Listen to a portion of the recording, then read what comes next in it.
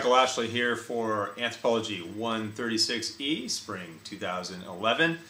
Working on Lightroom workflow, capturing content from our lovely cameras, documentation content from our iPhones. Optional, but just to show how it works. So I'm going to take you through as many of the steps as I can in as short a period of time as possible. This is basically the overview of everything you should need to know to get Lightroom set up properly. So the first thing is in your folders. This is a folder structure I would use, be it for a project or in this case a class. I'm going to have a media folder, a Lightroom folder. The Lightroom folder is where your Lightroom catalog is stored, and the media folder is where your content is stored. And I like to keep those in two separate spots so I can move them separately. So in the media folder, we got little folders for A1, A2, A3, named Anthro136E Spring 01 underscore A1, A2, A3 for the different assignments. You'll see how those work in a minute. And so you're going to go ahead and create those in advance. It's easier to have them already, a destination point already set up in advance. So that's it for the structure. Go ahead and open up Lightroom. First thing I'm going to do is set some preferences. Slightly different than Gator's recommendations. These are fine, but mine are slightly different. First of all, under General, you can, when starting to use this catalog, you can set that to prompt to whatever catalog you want, or I have it already set to my catalog here. I'm going to show import dialog when a memory card is selected. Definitely want that checked. And you're going to uncheck the rest of these boxes here. Under presets, uncheck all this stuff. We don't need any of that right now.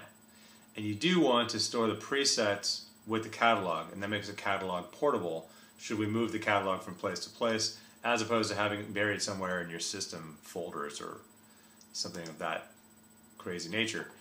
For external editing, the defaults are fine. Get used to the term Pro Photo RGB. That's the color space we want to be working with. And 16 versus 8-bit, that's way better, and that's way less better, or way worse. Okay, those are the defaults. Under file handling, the file extension is DNG, that's lowercase dng. Compatibility is always the highest setting you can set it at. And under JPEG preview, you want to use the full size because that uses the Pro Photo RGB color space, which is what we want. Turn off the read metadata stuff because we would never have a period slash or other funky character in our file names, although some people are into that in terms of using it to automatically generate keywords. We're going to do it the old-fashioned way, build cool presets to do it all automatically for us. Treat the following characters as illegal. You want the whole list. Replace illegal file name characters with underscores. And when a file name has a space, you want to replace that also with an underscore. Interface, you can set this however you want. There's a variety of different options here to choose from, including screen color. Don't use anything. Yeah, you want to use a color, black, gray, whatever you want. I like dark gray. That works as well. You can have your little end mark of a choice, and that's all up to you. Back here to General. Notice from General we can go to Catalog Settings. Under Catalog Settings, first under General. Under Backup, once a week, when exiting Lightroom would also be awesome.